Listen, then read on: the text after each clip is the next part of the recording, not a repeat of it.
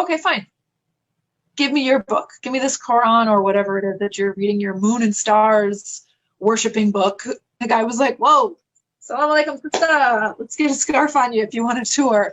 So I was like, okay, this is hilarious because I've always thought Muslims are crazy people. تتحدث هذه السيدة عن قصة تحولها من المسيحية إلى الإسلام، حيث أنها كانت مسيحية ملتزمة تعمل في مجال الإنتاج الفني، وكان يعمل معها زميل مسلم تحاول إقناعه ليزور الكنيسة، لكنه كان يرفض كل مرة. What brought me to Islam is me trying to convince someone else to become a Christian. So we see how that turned out. So I was living in Hollywood at the time, and I was a production manager for like TV and film, music videos, this and that. And I was very Christian, and I was like teaching Sunday school, all this. And there was a colleague of mine that worked on this HBO show with me, and he was Muslim. And I was trying to convince him that he should come to church with me so he could, see the truth, of course. And yeah, and he was like, thank you, but I'm not at all interested in that. And I said, well, who cares? It's like, you're not signing a contract for life. Like, just come to church one time. It's like an hour on a Sunday. Like, it's not going to kill you. If you don't like it, don't go back. And he was like,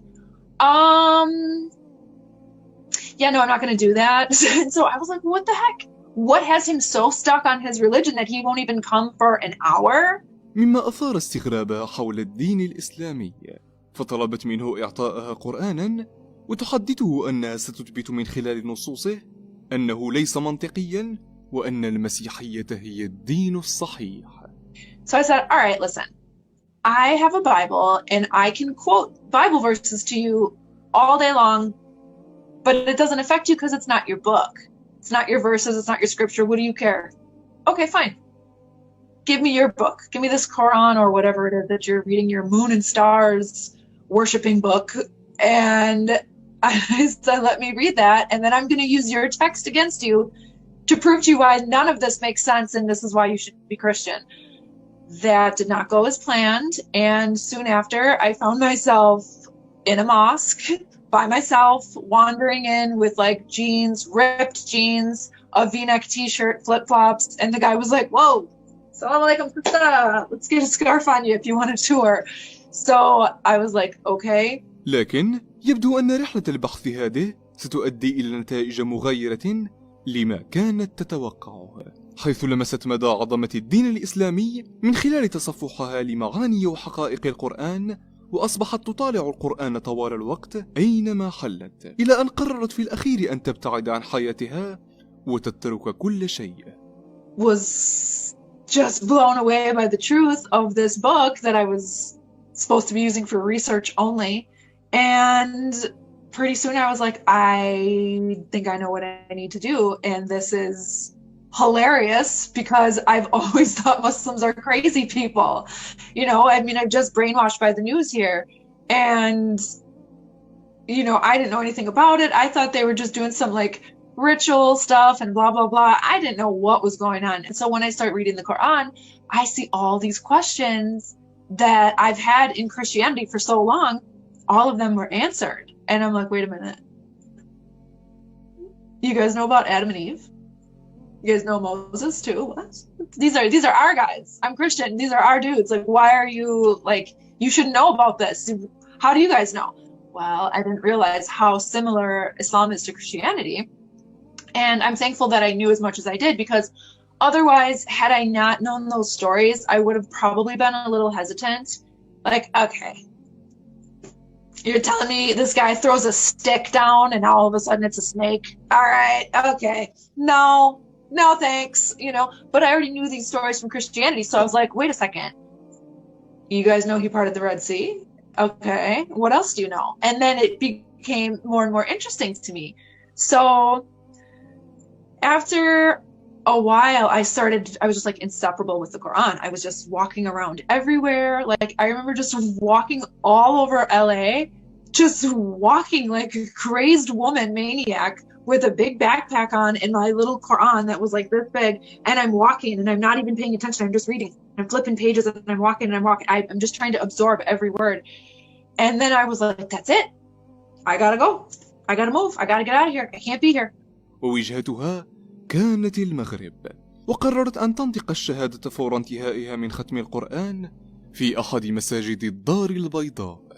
And so I decided to do the obvious choice and sell everything I own, pack one suitcase, and buy a one-way ticket to Morocco. Makes sense. So I did that, and I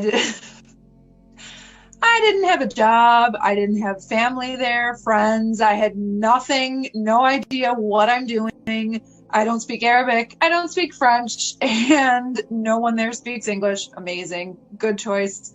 I didn't really know what was going to happen, but I knew that I needed to make hijrah because I'm living in LA, and it's like I'm like cruising Sunset Boulevard at night, like hanging with celebrities and living this like glamorous life that everyone wants that I could care less about.